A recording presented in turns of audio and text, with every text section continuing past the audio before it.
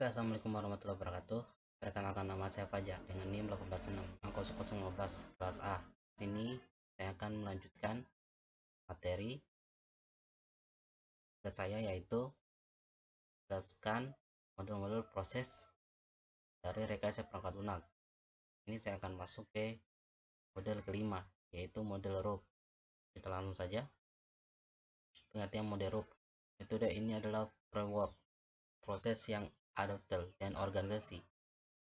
Metode ROOP menentukan project life cycle yang terdiri dari 4 fase: Inception, Elaboration, Construction, dan Transition, masing-masing dengan milestone dan objektif. Memiliki 4 tahap atau fase yang dapat dilakukan pula secara interaktif. Berikut adalah penjelasan untuk setiap fase ROOP. 1.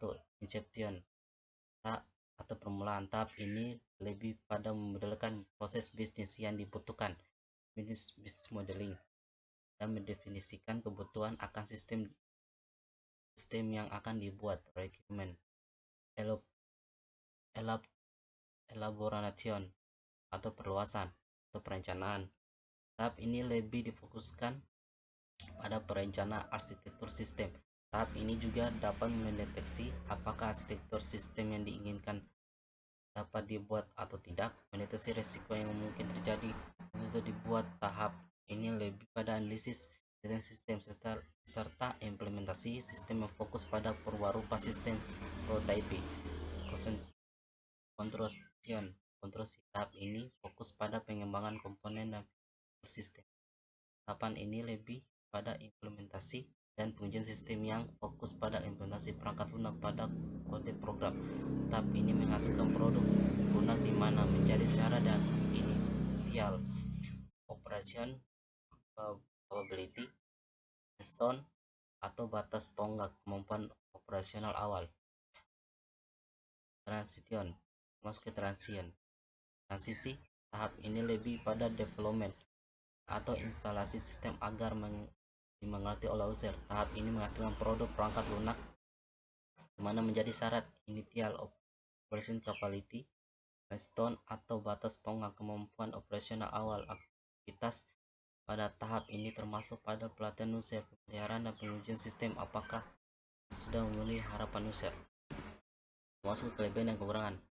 Kelebihannya yaitu membantu anggota tim untuk mengidentifikasi dan menyelesaikan risiko pro yang terkait dan klien melalui request manajemen and review yang berhati-hati. Metode ini cukup scalable sehingga cocok untuk berapapun jumlah tim atau proyeknya. Review berkala membantu untuk menjaga fokus dan meningkatkan transparansi bagi kedua belah pihak. Kekurangan, proses development kompleks dan membutuhkan skill yang mendalam dari tim. Komponen testing yang berkelanjutan meningkatkan kompleksitas dan hasil di mana banyak isu yang terjadi ketika fase testing. Pendapat implementasi. Kita ambil jurnal perbandingan antara metode ROOP dan prototyping dengan dalam penerimaan siswa baru berbasis Farid Udarok atau Arlina Ija. Dengan adanya sistem informasi penerimaan siswa baru secara offline akan mempermudah para calon siswa untuk mendaftar, melihat hasil kelulusan masuk sekolah tanpa datang langsung ke sekolah. Dan adanya sistem informasi penerimaan mahasiswa baru secara online dapat mempermudah mengolah data yang awalnya manual menjadi terkomputerisasi.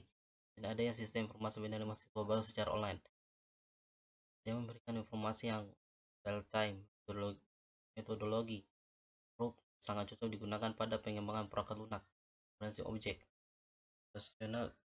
Ini proses mengadopsi object oriented program atau OP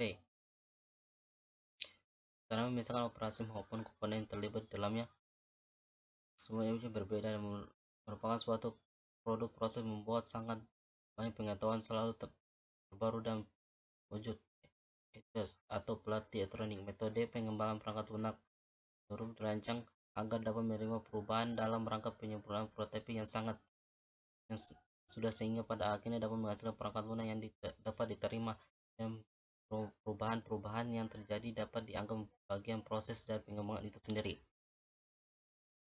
Semua model pengembangan perangkat lunak yang berbeda memiliki kelebihan dan kekurangan mereka sendiri. Namun demikian, dalam dunia pengembangan perangkat lunak komersial kontemporer, sistem teknologi ini masukkan waktu sangat penting dalam pengembangan perangkat lunak.